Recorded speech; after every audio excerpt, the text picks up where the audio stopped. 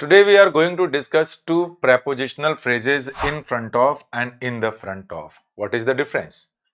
सबसे पहले बात किया जाए तो इसमें आर्टिकल द आया है और उसमें आर्टिकल द नहीं आया है एंड मीनिंग में क्या डिफरेंसेस हैं, लेट्स बिगिन। इस बात को समझाने के लिए मैंने यहाँ पर एक काम किया है, एक कार बना दिया है। उम्मीद करता हूँ कार पसंद आई होगी। तो कार में अगर ये कार है, कार के अंदर आगे वाले हिस्से पे कोई बैठा हुआ है उसके इनसाइड, तो उसके लिए हम यूज करते हैं in the front of. But when we talk about physical position outside, outside है और बिहाइंड ना होकर के सामने ही खड़ा है, तो उसके लिए हम यूज करेंगे यहाँ इन फ्रंट ऑफ।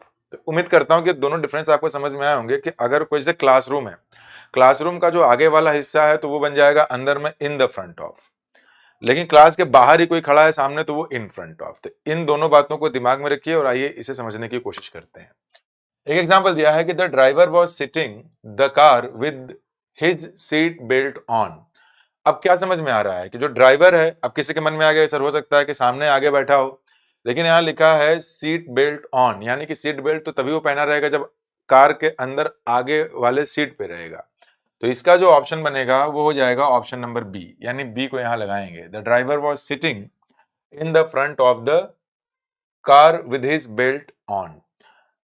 अब जाहिर सी बात है कि जो डिफरेंस आपका in front of and in the front of का है, वही difference in back of and in the back of का है।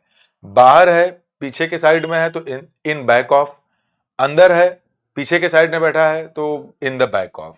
अब आते हैं एक दूसरे एग्जांपल पे। Don't say anything your parents. अब हमारे पास ऑप्शन यही दोनों है, इन्हीं दोनों में से कोई एक अगर लगाना है तो इन द फ्रंट ऑफ का मतलब है इनसाइड, आगे वाले हिस्से पे।